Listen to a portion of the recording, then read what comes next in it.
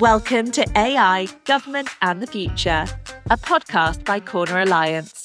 We explore the intersection of artificial intelligence, government and the future. We work with government to create results. We ignite your agency's mission by helping you to design and implement high-impact and innovative federal programs in AI, broadband, cybersecurity, public safety, and more. Being a government ally is at the core of all we do. Today, I'm thrilled to be joined by Christophe Foulon. Chris is a cybersecurity expert with over 15 years of experience dedicated to transforming and managing information security strategies across a range of different industries, from financial services to healthcare to higher education and nonprofits. As the founder of CPF Coaching and a fractional CISO at several leading organizations, Chris has been at the forefront of helping businesses navigate the complexities of cybersecurity while enabling secure growth.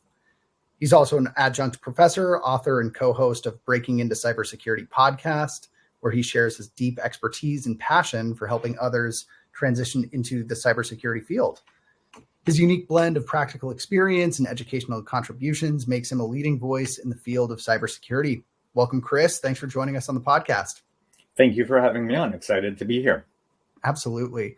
So I wanted to open by kind of digging into your background and exploring your motivation for pursuing a field in cybersecurity. So, you've held roles from fractional CISO to an adjunct professor. Can you share a little bit more about your journey into cybersecurity and what inspired you to focus on the field to begin with? Yeah, absolutely. Well, it started all from my history in IT. I was a kid in the Caribbean, and the island PC tech she was working to upgrade our business PC, had motherboard, chips, new hard drive, all out on the floor, and it just got me interested. From there, kind of went into infrastructure support, and the first day on my role, someone had a username and password on a Post-it note. And from there, I said, there's got to be a better way. So from that, I kind of worked to find ways with the business to help enable them while doing it in a safe manner. That kind of got me from helping organizations moving from on-prem to the cloud and helping them with that digital transformation, understanding the shared responsibility model as you transition and you do that transformation, and then understanding where the risk is and what we could do to help mitigate that. Yeah. Well, I mean, with over 15 years of experience and with experience across different industries, finance, healthcare, education, I guess what have some of the biggest challenges, been related to integrating or I guess modernizing cybersecurity strategies kind of in the long term, and then most recently, maybe integrating some AI capabilities into an overall enterprise cybersecurity strategy? Yeah, absolutely. So in the beginning, the challenges were around moving data center infrastructure into the cloud. That means potentially modernizing the application stack, redeveloping for the cloud so that you weren't using a lift and shift model, and you can optimize your cost and implementation status. After that, it was then starting to look at the different planes that you needed to protect: your identity plane, your data plane, your application plane, and then your secure application as a service sprawl, so your SaaS sprawl. Today, it's really focused around that SaaS sprawl, and for many organizations, they don't know that they're already using some sort of generative AI service if you're not monitoring their SaaS sprawl. So a couple of years ago, it was everyone's storing stuff in the cloud. Everyone's come to, or most organizations have come to the realization that that is true, and they need to really find out where their assets are living in the cloud. Today, it's about focusing where have our stakeholders unwillingly or willingly started to use generative AI services, and what can we do to enable them in a safe manner to use those types of capabilities, but better understand the risk by either using enterprise-grade services, bringing those models in-house, understanding the use cases for what they want to use generative AI or any sort of AI for, and how we can enable them to do that under our vigilance and control. That's a great point. Well, Chris, if you could define SaaS sprawl for our audience, we're talking a lot about AI as it pertains to government or public sector missions. How, from your perspective, would SaaS sprawl look or be characterized at a federal agency or a large business, for example? So no matter whether it's federal or it's corporate, there's going to be individuals that want to do things that you're not currently enabling them for. So what do? They go out and they put it on their own credit card. They use free services. They go on their personal device and access it that way. They do it from home. They'll find ways to use services to get their job done. Our job as security professionals is to help enable them to do that in a safe way. So when we see that type of activity, it's a symptom that we're not providing the services in-house that they need to achieve their role. And we need to really work with them to redefine what can we do in regards to services to enable them to achieve that. Yeah, that's a great point. Well, before we get into, I wanted to explore how people may be intentionally or unintentionally using some generative AI applications during their day-to-day work. But Chris, any recommendations, low-hanging fruit in terms of how to enable, staff members or employees of an enterprise to get their job done, as you're saying, in a safe or secure way that is kind of a easy first step for organizations to ensure they're kind of moving in the direction of security compliance? So I would say start with an awareness campaign. Reach out to your stakeholders. See if there's business functions that you're trying to achieve that you're blocking them from doing, that they can't do with their current tool stack, and then find ways within either your existing budget or plan for your next year budget to start to implement tools and services that would allow them to achieve that. Especially if you're working within a government space, the rate of getting a contract on could be anywhere from 6 to 18 months, depending on the size and scope of the contract. So you want to start to be planning those services really early on within your budgetary cycle, as well as putting out your RFIs, your RFPs from new and up and coming companies that can start to address some of the concerns that you're looking to address and work with your agency to develop that solution. Well said. And circling back to the, as part of this software as a service sprawl, the ecosystem of applications that people may or may not be authorized to use, how have you seen generative AI applications kind of come into play in the SaaS sprawl orbit? Are people using unintentionally generative AI? They see a cool tool. They hear about it on the news. It's free to try. Let me go put my data in it. Let me have it help me create a report. Let me help me create a graph. Generate a marketing image. But first, you need to tell me what exactly you want to generate. What services are you provided? What are you doing? And every single input, a prompt from a user, could potentially reveal something sensitive that you're working on. And as a government agency, if you're working on classified information or you upload classified information willingly or unwillingly to try to get your work done, it could expose information. An example of that, I was at a conference a couple months ago, and a federal agency was working to do a proof of concept with a generative AI company. They were testing some of the prompts and they said, whoops, we got to pull out because in testing the open source information from that AI company, they found classified information being provided back to them based on their prompts. So because they hadn't provided any information, this information was already out there, leaked or obtained in an unapproved fashion, so they had to pull out. So that's just an example of how generative AI is accessing a vast amount of data. And the more you feed it willingly or unwillingly, it amounts into the training models that it uses. Yeah.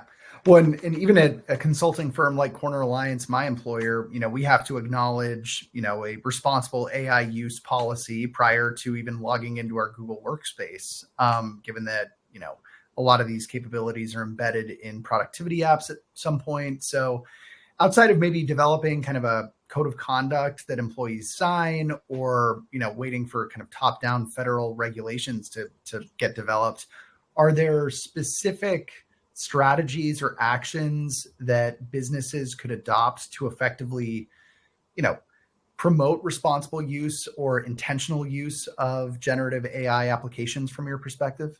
So one, from a monitoring perspective, monitor for those new AIs. I mean, looking up the website, there's an AI for that. There's over 15,000 different AI models available today.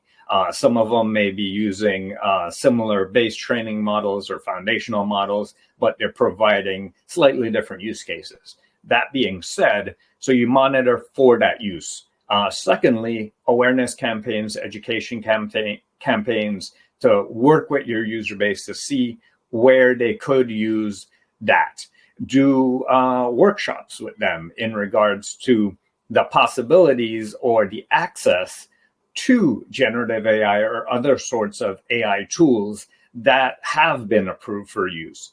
Because most of the times, they don't know that you have an AI tool that could potentially be approved for use, but you haven't told them about it. So that education and awareness strategy is going to be the second aspect. The third aspect is once you see that use happening, you reach out to that user, you reach out to that department and figure out what was the business use case that they use that outside solutions as a service provider for, and then work with them to develop either an internal method or provide that on the roadmap for future development. No, that's a great point. And I mean, I've noticed that, I've seen some language around Gemini receiving FedRAMP approval in the near future. And so having a list of whatever authorized or FedRAMPed AI applications that may or may not align with the kind of use case topic list that organizations like Department of Homeland Security, Health and Human Services have published recently, I think having a credible centralized source of information for what can and can't be done, or, what platforms are authorized for what purpose could be, help with that awareness campaign that you're speaking of. I guess at a higher level, how do you see current government regulations or future regulations shaping kind of the deployment strategies or overall R&D innovation ecosystem for AI here in the United States? Well, before I answer that, let's take a step back and let's look at the design architecture of how you could use AI. So everyone thinks of AI as internal data,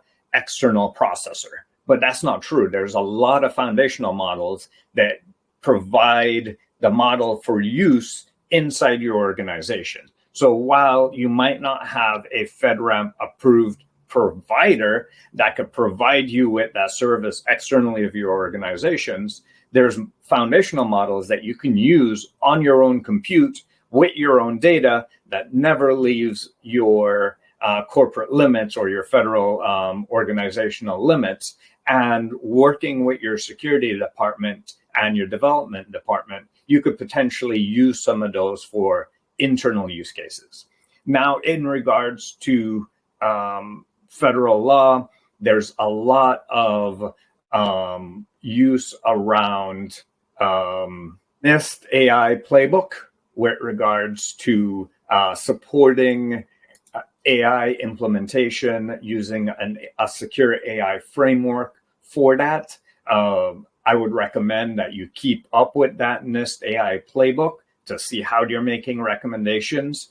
If you have a target organization that is looking to work with you on a certain AI implementation, using that playbook and being able to demonstrate that to your ISO and your security team as to how you're already applying and using federal requirements to test and verify and see the risk that you're trying to do and justify that. you can then work towards getting your sign off for internal approval. That's great. Well, I know NIST is often leading the kind of thought leadership around cybersecurity best practices and kind of how-to guides for integrating AI capabilities into a enterprise architecture, on-site computing capability. So I think that's a great recommendation. I think in terms of, policy recommendations that you would find effective, we talk a lot on this podcast around, balancing the need for smart, potentially ethical development of AI tools while not constraining, the creativity and innovation that's giving the United States a competitive edge in the development of new AI-based tools and corporate positioning there. Are there any sort of best practices or policy recommendations that you have that strikes that balance between smart use of these, productivity or creativity tools and providing kind of the development community the space and freedom to meet market demand? I like the Anthropic model. I like where there's transparency in regards to what you're doing, how you're doing it, where you're getting the data, what you're using the data for, so that both the public, regulators that provide oversight, as well as your internal team know what you're trying to achieve. Secondarily, try to do no harm with regards to using AI. Have a human in the loop for verification of any critical decisions. Test and validate your outputs, because there's inherent biases in humans. There's inherent biases in programming, and therefore there'll potentially be inherent biases in the way the algorithms that are used to develop these AI models that make decisions. So you want to ensure that you're testing and validating the output from your AI models against these inherent biases. Work with the community to test and validate the algorithm that you're using or the outputs that you're using. If you're working in a potentially sensitive area and you have a watchdog agency or a watchdog company that kind of provides oversight in that area, working hand in hand with them about their concerns that you're seeing in the space allows you that freedom and that understanding to see what you should be looking out for. And then you can work with them on testing and validating that you're not seeing those types of biases or that type of risk in your production.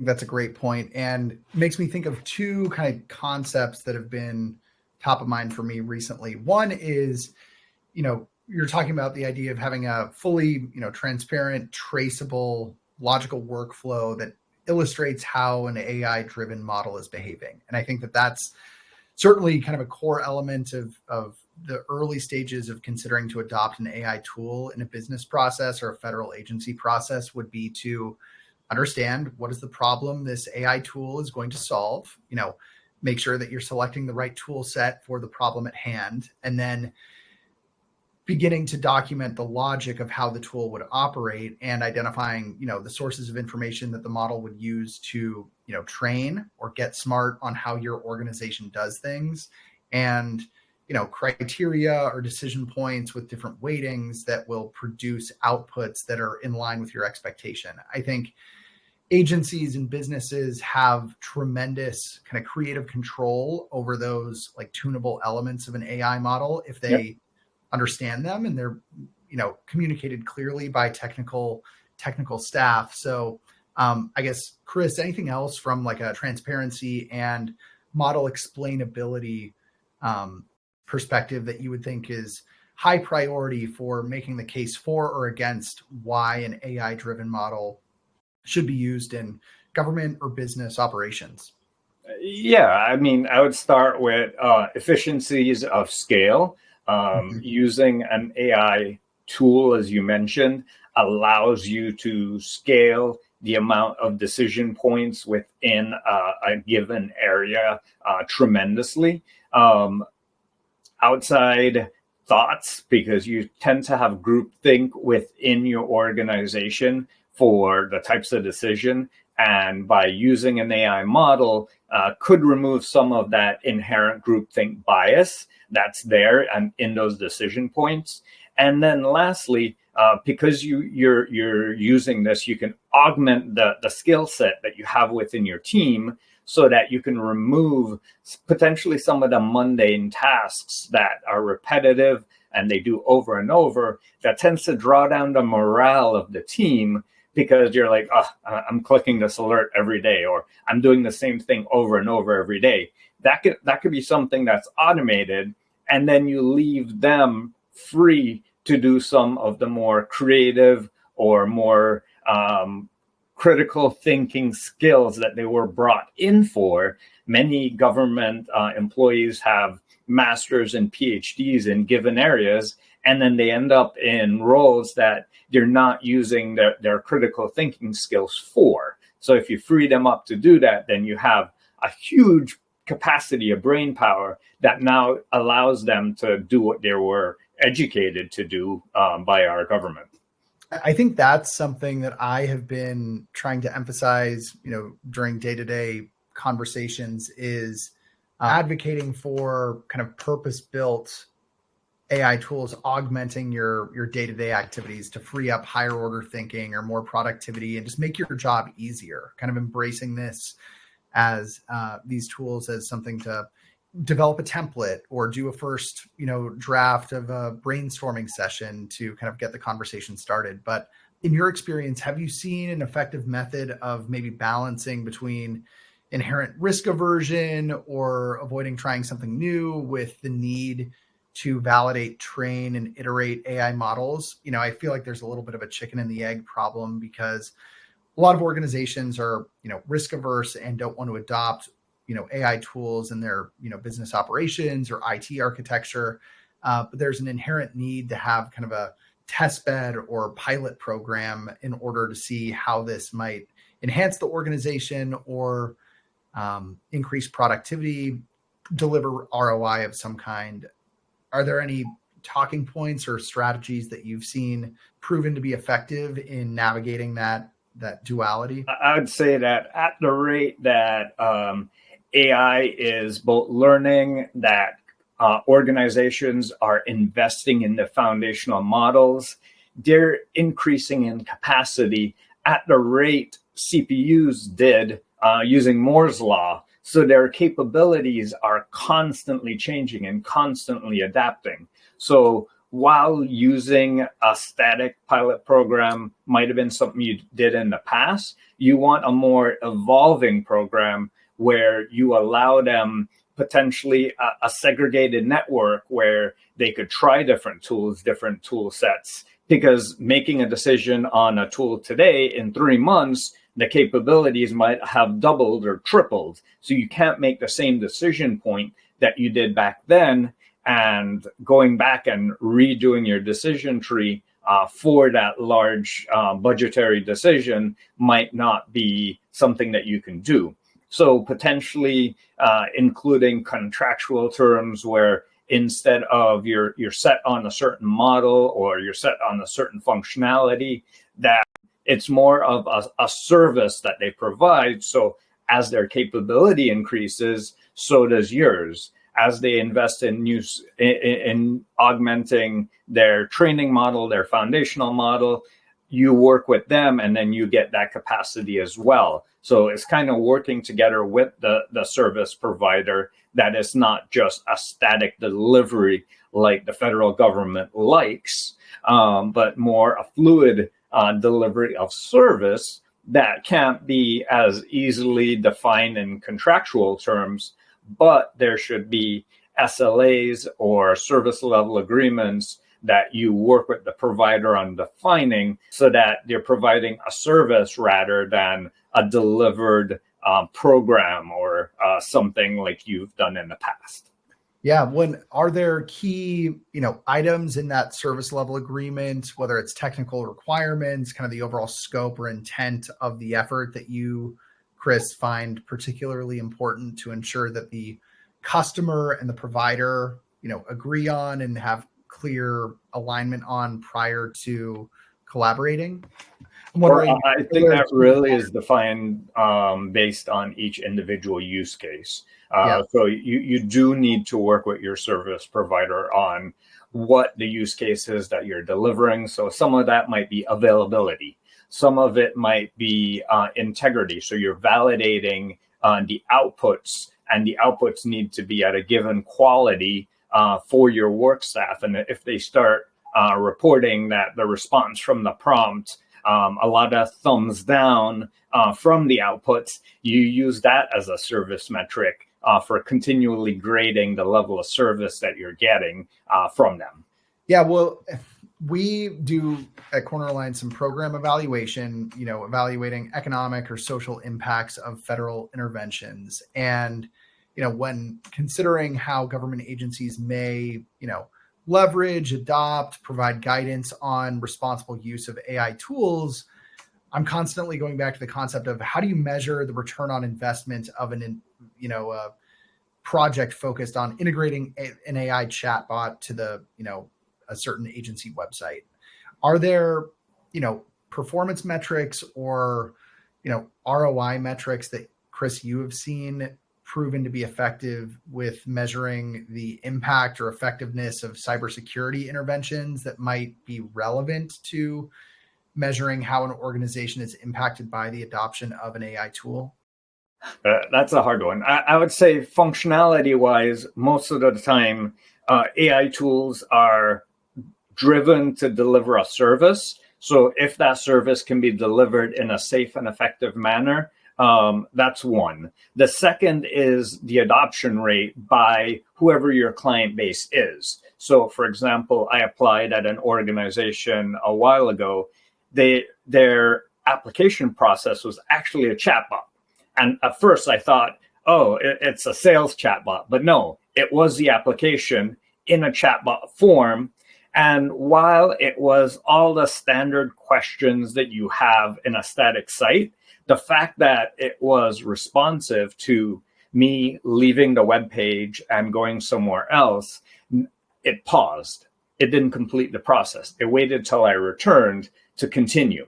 So you can measure follow-through rate. You can measure how well your customers are adopting to that change in service by whether they completed the submission process, whether there is an increase of phone calls or emails or complaints, whether your team has said, all of a sudden we're not getting anything. Well, that's scary. Or all of a sudden we're getting too much. That's scary as well. So you have to work on balancing that and tuning and optimizing what you're trying to deliver for your workforce. And in terms of going back to kind of government positioning on AI regulation, what role do you see government agencies playing in terms of specifying, rules or guidelines governing the use of AI foundational models or more niche applications in either public sector operations or more broadly across the United States? Are there specific roles that you see? So as a chapter InfraGard president for the national chapter region, keeping up on this is something that I do. With the White House mandate that new foundational models that are a certain size, targeting a certain sector, need approval, I think that's definitely necessary. You do need a level of oversight in regards to the development of those foundational models, which then can be, in turn, cause critical harm to our nation. So that's one aspect. So providing that oversight. But the other aspect is working with those companies to aid and develop their development in a cohesive fashion. So, for example, the investments that they've made with Intel in developing chip plants here in the US versus relying on Taiwan to develop that production, that ensures that our supply chain is more stable, that we're able to produce those chips that then do the computation for our AI programs. So you have to look at the ecosystem as a whole and work with the ecosystem as a whole to develop that holistic approach. Absolutely. I guess, Chris, any recommendations on or ideas around how trends, whether technical or policy related in AI and cybersecurity may evolve, over the next 12, 24 months that may impact how these tools and services are presented or accessed by the public?